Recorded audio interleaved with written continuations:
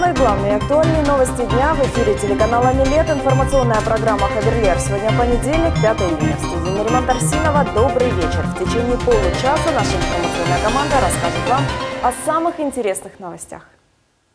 Село Русаковка Белогорского района существует без воды. Симферополь отметил День города.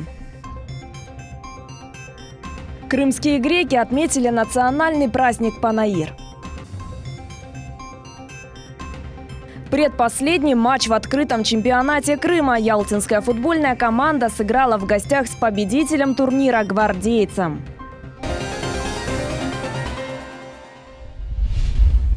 Двойной теракт произошел в ночь на воскресенье в Лондоне. Атаки в центре мегаполиса были совершены около 22:00 по местному времени. По данным полиции, белый микроавтобус, мчавшийся со скоростью около 80 км в час, сначала совершил наезд на пешеходов на Лондонском мосту, затем продолжил движение, доехал до рынка Бора. Там трое мужчин вышли из фургона и набросились ножами на случайных прохожих. Как сообщил Скотланд-Ярд, на мужчинах были муляжи поясов смертников. По информации Национальной службы здравоохранения были госпитализированы по меньшей мере 48 человек. Жертвами терактов стали еще 7. Россиян среди пострадавших нет, сообщил представитель российской дипмиссии. Ответственность за теракт взяло на себя Исламское государство. В редакцию нашего телеканала обратились жители села Русаковка Белогорского района. Люди жалуются на крайне тяжелые условия, в которых вынуждены проживать. В 21 веке населенный пункт существует без воды. Как местные жители находят выход, узнавала наш корреспондент София Шукурова. Более 1000 жителей села Русаковка Белогорского района уже на протяжении нескольких десятков лет не имеют централизованного водоснабжения. У некоторых есть скважина, но и там вода техническая, пить ее опасно. Когда уже колхозы все развалилось, после этого ничего не стало. Насосные там разобрали, насосные все. Ну, с тех пор воды нету. Вся Русаковка страдает этим сейчас. Это ладно, мы еще здесь более-менее, вот здесь у нас хоть верховодка есть, а вон там те улицы, у них вообще и верховодки нет. Соленая вода, соленковатая вода, известковая вода. Для технического воды моемся, для посуды, скотину поем. Единственным источником питьевой воды в селе является скважина, которую пробурили еще во времена существования колхозов. Ну вот, если кто-то передо мной накачал, вот видите, она так тихо, минут 15 придется вот флягу накачивать. Вот так вот. Она то пропускает, тут резинки меняем сами иногда. Вот зимой вот еще осталось, палим, видите, вот это вот с пластмассы, чтобы разморозить воду и качать. Потом вот так качаешь, домой приезжаешь, уже и пить ее неохота. Как рассказывает местный житель Надим Аджимурзаев, людям приходится очень тяжело. Кто как может, так и добирается до скважины. А пожилым и одиноким людям приходится использовать только техническую воду. Лет 20, может 18, воды вообще нету. Вот как это все забросил, колхоз распался и вода пропала. Раньше я, например, вон там еще километр, там есть под землей родник. Но там спускаешься метров 12-15, такой вот склон, ковшиком набирали воду. Потихоньку фляги поднимали и возили. Потом я уже туда не могу, тяжело поднимать. А так люди, кто с тележкой, вот, когда здесь качаем, приходит кто-то с тележкой, кто-то на велосипеде. Иногда попадешь, 4-5 машин, бывает такое. И вот ждем. Для разъяснения ситуации мы связались с главой администрации Белогорского района Галиной Перелович. Зная все проблемы не только Русаковского поселения, а всех поселений именно с водоснабжением, приняли решение передать полностью водоснабжение в воде Крыма, чтобы было большое предприятие. В настоящее время, так как в Русаковке практически сети уже на износ, будем делать проектно-сметную документацию, и в ближайшее время в приоритете стоит Русаковское поселение, потому что там будем подавать им воду. Телеканал «Милет» будет следить за разрешением ситуации. София Шукурова, Эдем Исмаилов, телеканал «Милет». Православный мир отмечает один из главных христианских праздников – День Святой Троицы. Отмечается праздник на 50-й день после Пасхи, поэтому второе название Пятидесятница. На Троицу православные вспоминают сошествие Святого Духа на апостолов, которое, согласно учению церкви, им обещал Иисус перед своим вознесением. Именно в этот момент была основана Вселенская апостольская церковь. В православных храмах проходят праздничные службы. Первой читается молитва «Царю небесный». С нее же православные христиане начинают и домашние молитвы. В Симферополе прошли яркие мероприятия, посвященные празднованию Дня города. В этом году Симферополь отметил свою 233-ю годовщину. Основное празднование проходило на площади Ленина. Подробнее в сюжете Султане Меджид. В честь дня рождения столицы Крыма в центре Симферополя прошло торжественное шествие, которое сопровождалось яркими и необычными костюмами, воздушными шарами и, конечно, счастливыми улыбками. В нем приняли участие тысячи людей, среди которых общественные и культурные деятели. Когда колонны дошли до площади Ленина, глава Республики Крым Сергей Аксенов поздравил крымчан с 233-летием столицы. Хочу поздравить Симферополь с очередной датой, с очередным днем рождения. Город, знаете, как вот на глазах преображается, становится все лучше, становится все краше. Я знаю, что мы сегодня все с вами совместно намерены сделать его столицей Крыма так, чтобы она соответствовала этому имиджу. Это первый город, куда попадают наши гости, которые прилетают в аэропорт Симферополя. Через город Симферополь они проезжают, даже если едут отдыхать на курорты. Поэтому наша, конечно, с вами задача убрать, украсить наш город, сделать его добродушным, гостеприимным, вежливым и с радостью встречать наших гостей. Яркой и насыщенной выдалась и концертная программа. Жителей Симферополя и гостей крымской столицы радовали местные творческие коллективы.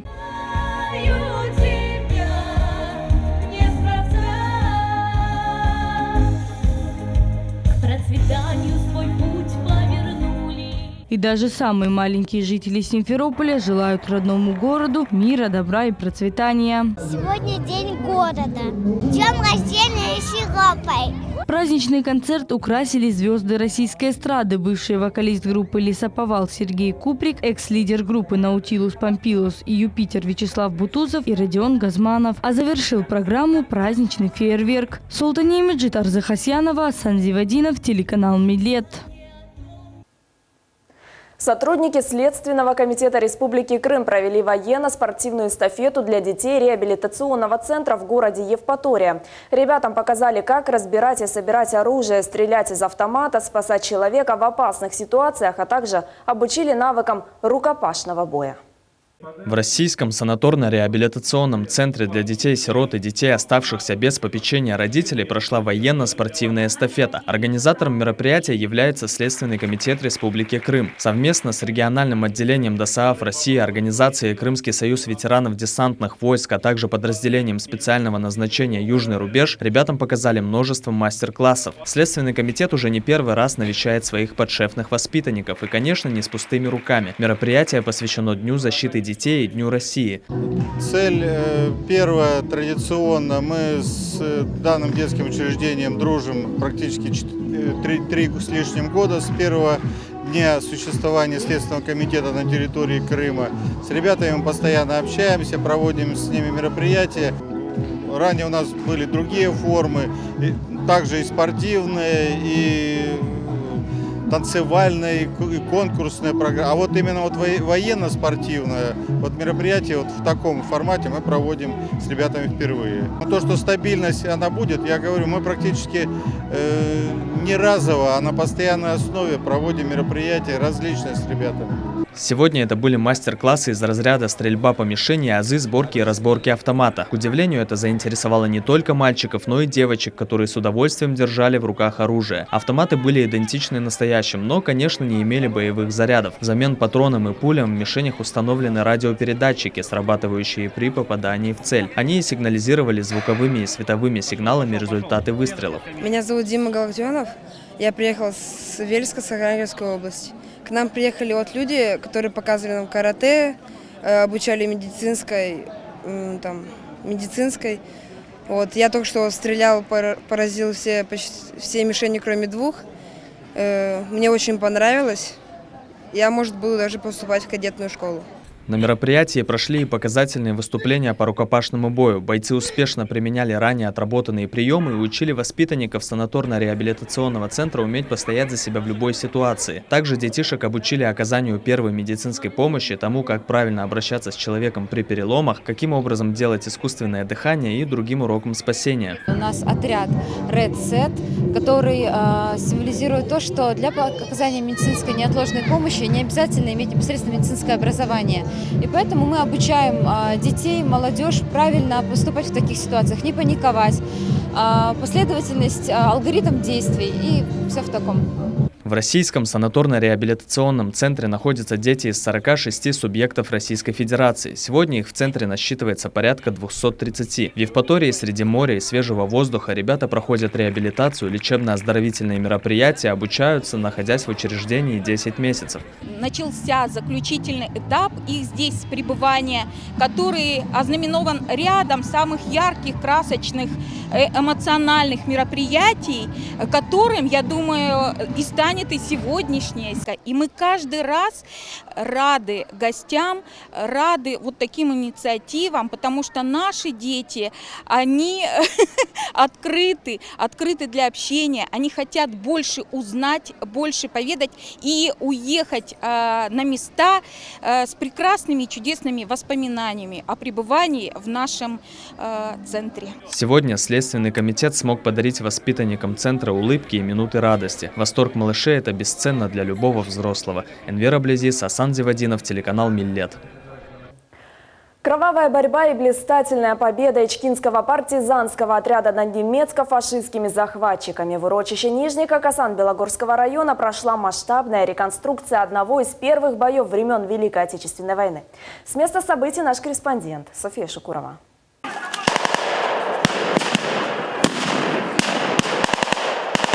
В мероприятии было задействовано более 160 человек. И взрослые, и дети стали участниками масштабной реконструкции. Отражались события ноября 41-го, когда ичкинский партизанский отряд разгромил немецко-фашистское формирование. Реконструкция сделана силами ребят со всего Крыма. Сегодня у нас около 2000 зрителей.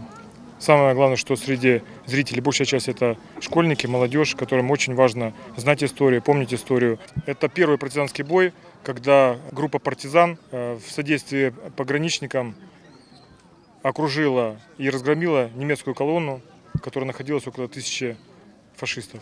Для меня это очень важный день, потому что у меня дед был на войне, принимал участие. Дедушку звали Макеев Андрей Иванович. И он воевал сначала с немцами на Дальнем Востоке, а потом с японцами. Прошел всю войну. Войны не должно повториться, и больше всего понравилось, как прошла сама реконструкция, как мы выиграли фашистов. Этот бой длился несколько часов. Командовал отрядом подпольщиков Восточного Крыма тогда еще директор Крымского сельскохозяйственного колледжа Михаил Ильич Чук. Ичкинский отряд объединил в себя тогда партизан Красубазарского района, Зуйского района, Советского, Нижнегорского. Здесь шли жесточайшие бои. Здесь именно партизаны стояли на смерть для того, чтобы защитить свою родину. Нужно людей всегда объединять в какой-то святыне, а эта святыня явилась именно партизанское движение. Мы стали организовывать эти встречи уже не просто встречи партизан, а встречи с молодежью Восточного Крыма, где они могли встретиться с ветеранами, те обменивались мнениями, рассказывали делились своими воспоминаниями, теми горестями и радостями побед, которые они испытывали здесь в лесу. Ветеран Великой Отечественной войны, участник Керченской федосийской десантной операции. 96-летний Александр Лубенцов вспоминает, как лично подорвал 9 фашистских эшелонов, освобождая Крым. Это встреча с друзьями, это невозможно. Это, вы знаете, это радость такая, что мне уже 96-й год, и я сюда приезжаю и встречаюсь с людьми, и с молодыми встречаюсь, понимаете, это продолжение. Тем временем, пока зрители следили за реконструкцией, в лесу проходила подготовка к выходу бойцов пограничной службы. Сотрудники погранслужбы отмечают, что их управление демонстрирует связь времен, методы обороны военных лет и современные техники защиты госграниц. Используем мы в ходе показательных выступлений свое штатное вооружение. Это автоматы Калашникова, пулеметы ПКМ+, соответственно, наш колесный гость, это наш БТР, который также будет задействован в показательных выступлениях. Постарались сделать небольшой сюрприз. Сотрудники пограничного управления показали задержание террориста, продемонстрировали приемы рукопашного боя.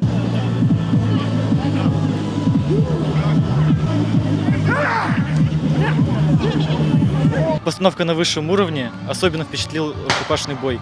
И как применялось оружие, тем более гранаты и выстрелы из пушек. Я прочувствовала даже на себе, пусть это постановка, но очень животрепещущая. Я думаю, что мы должны помнить об этом, не забывать. Очень хорошо, что проводятся такие мероприятия. Мы пообщались с ветеранами, мы их встретили. Очень жаль, что их становится с каждым днем все меньше и меньше. Они рассказали нам о том, как было раньше, о том, как было тяжело, и о том, что нужно все-таки быть более патриотичными, проявлять это в каждом дне нашей жизни. София Шукурова, Всеволод Матросов, телеканал «Миллет».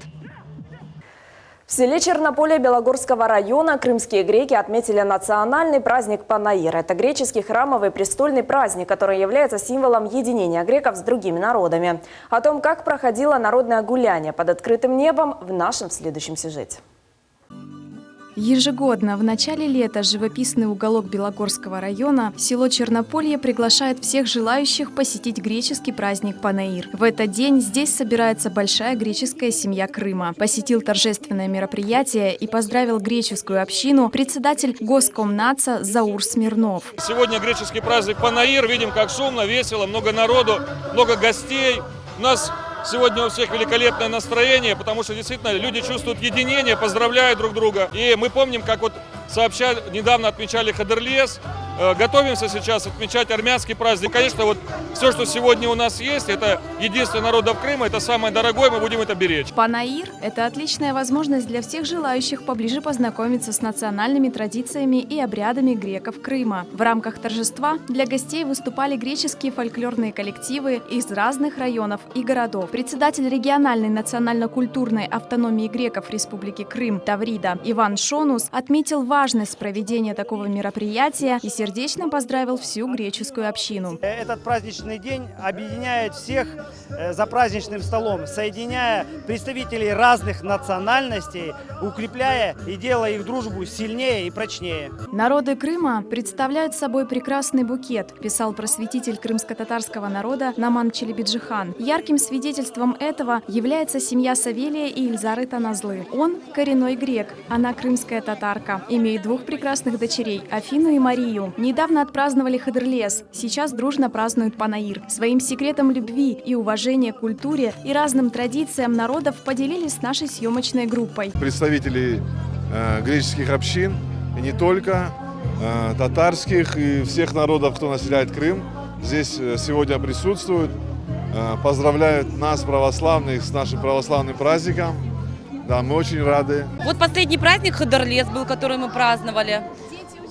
Конечно, участвуют и рассказывают стихи, поют, танцуют.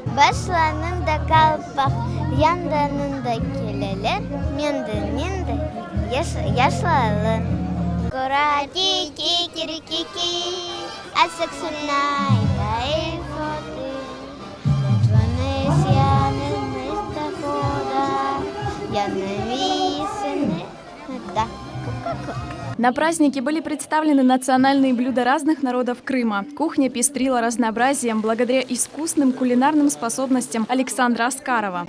Готовим шурпу, плов готовим. Вот. Мы готовим, чтобы не только ели греки, но и татары. Потому что это одна большая семья – Крым. Стоит отметить, что в июле армянская община Крыма будет праздновать национальный праздник Вардавар. Все крымчане и гости полуострова смогут окунуться в атмосферу культуры и традиций армянского народа. Арзы Хасьянова, Аким Бекиров, телеканал «Миллет». В Центральном музее Тавриды состоялся концерт, посвященный 25-летию Северокавказской республики Ингушетии. Концерты украсили творческие коллективы национально-культурных автономий, а также фольклорные ансамбли, которые познакомили всех гостей концерта с богатой культурой и традициями народов, проживающих в Крыму. В всех субъектах Российской Федерации сегодня проводятся праздничные концерты. И Крым не остался в стороне. Так как у нас на территории по статистике проживает 63 представителя ингушетской культуры, 40 живет в городе, 23 в сельской местности, Дом дружбы народов также подключился к праздничным мероприятиям, и сегодня мы с радостью представляем многонациональный Крым, который поздравляет ингушей с праздником. Я хочу, пользуясь случаем, поздравить все народы с праздником, пожелать всем мира, добра, уважения друг к другу, солнечных дней и хорошего настроения. Организатором мероприятия выступил Дом дружбы народов при поддержке Государственного комитета по делам межнациональных отношений депортированных граждан. Состоялось расширенное заседание попечительского совета Крымско-татарского футбольного клуба «Кызылташ» под руководством председателя Совета депутата Госдумы Российской Федерации Руслана Бальбека. Обсудили достижения команды за год, проблемы, с которыми сталкивается клуб, а также планы на будущее. Кроме этого, Руслан Бальбек вручил сертификаты и благодарности за пропаганду здорового образа жизни и поддержку развития спорта в Крыму партнерам клуба. В свою очередь, игроки команды подготовили благодарности для меценатов за поддержку в развитии клуба.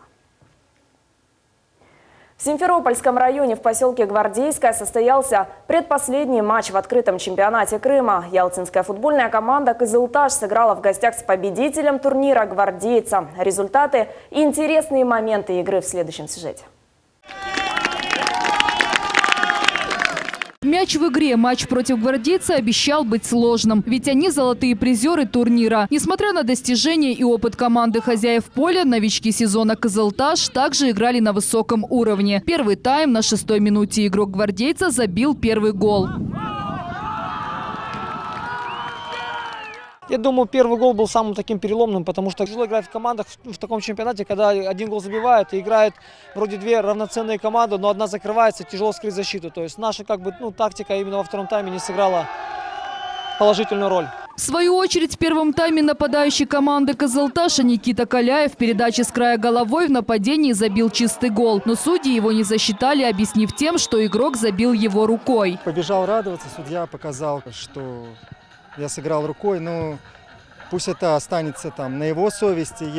Ну, я считаю, что мы проиграли бы или 3-1, или 3-0. Ну, конечно, как нападающему хотелось забить там, да, и может быть это повлияло бы на ход игры. Второй тайм для «Кызылташа» также оказался неудачным. Ялтинцы пропустили 2 гола. В результате 3-0. По словам президента клуба «Кызылташ» Альберта Куршутова, игра была яркой и интересной для болельщиков. А сам матч не решал ничего, ведь обе команды еще до игры заняли призовые места в турнирной таблице чемпионата. Досрочно гвардеец стал чемпионом Крыма, а «Кызылташ» стал бронзовым призером.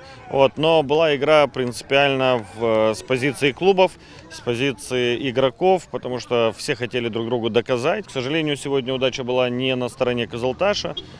Первый очень быстрый гол, который залетел абсолютно случайно, в принципе, сделал всю остальную игру. Левый защитник команды «Гвардеец» Александр Гончаренко победу считает заслугой всего футбольного коллектива, а команду соперников – достойной. Хорошая команда с хорошим подбором футболистов. Они наверняка будут участвовать в высшей лиге в следующем году. И, только желаем им удачи. Счет, может быть, был не по игре, но могу точно сказать, что мы заслужили победу и заслуженно выиграли чемпионат.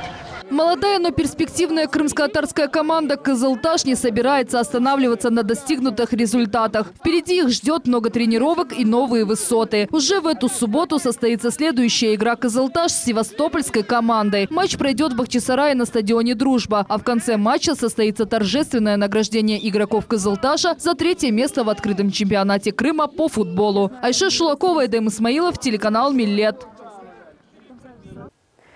Юные спортсмены из Красногвардейского и Бахчисарайского районов Симферополя и Алушты приняли участие в первом республиканском турнире по греко-римской борьбе на призы борцов Красногвардейского района.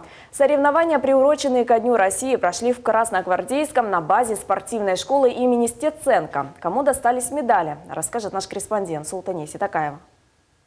Дебютный турнир собрал 80 самых юных борцов полуострова, 2006-2008 годы рождения. Спортсмен из села Даниловка Красногвардейского района Искендер Ислямов рассказывает, упорно тренируется и развивает силу, выносливость, ловкость и быстроту реакции. Именно поэтому ему удалось одержать победу над противником. Я занимаюсь уже почти 2 года. Здесь нельзя хватать за ноги, как в вольной борьбе. Здесь только у нас самое незащищенное ноги, потому что за них нельзя хватать. Хочу дальше заниматься этим спортом, чтобы стать олимпийским чемпионом. Победителем в категории до 63 килограмм стал спортсмен из села Восход Красногвардейского района Амин Инджиев. Он отметил, что ежедневно на протяжении 3 лет посещает тренировки. Амин Инджиев уверен, что эта победа не последняя. Я стал чемпионом Керчи, потом чемпионом Красногвардейска, чемпионом Курмана и призером. В будущем я хочу стать чемпионом мира. А вот спортсмен Белял Алиев стал победителем в весовой категории до 47 килограмм. Признается, любовь к этому виду спорта прививал старший брат. Борьба была сегодня сложная. Мой соперник был с Петровки. Мне этот турнир понравился. Я хочу еще раз на этот турнир попасть. Победителем весовой категории до 50 килограмм стал Николай Гунько из села Углового Бахчисарайского района. Считает, что на ковре ему удается показывать свои наилучшие бойцовские качества. В будущем хочет стать тренером и воспитать чемпионов. Мне было немного сложно. Я рад очень, что выиграл в своей категории.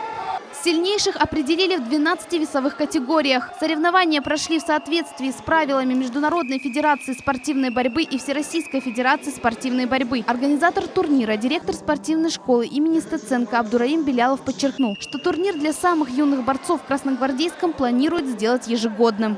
Наш вид спорта, борьба, это мужественный вид спорта. Он дал нам дорогу в жизнь.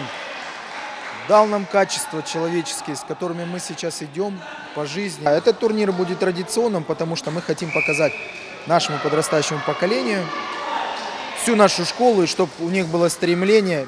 Дебютный турнир в Красногвардейском – это новая возможность для ребят испытать свои силы, а также получить опыт и знания. Все победители были торжественно награждены грамотами, медалями и кубками. Султания Истакаева, Рамазан Аливапов, телеканал Миллет.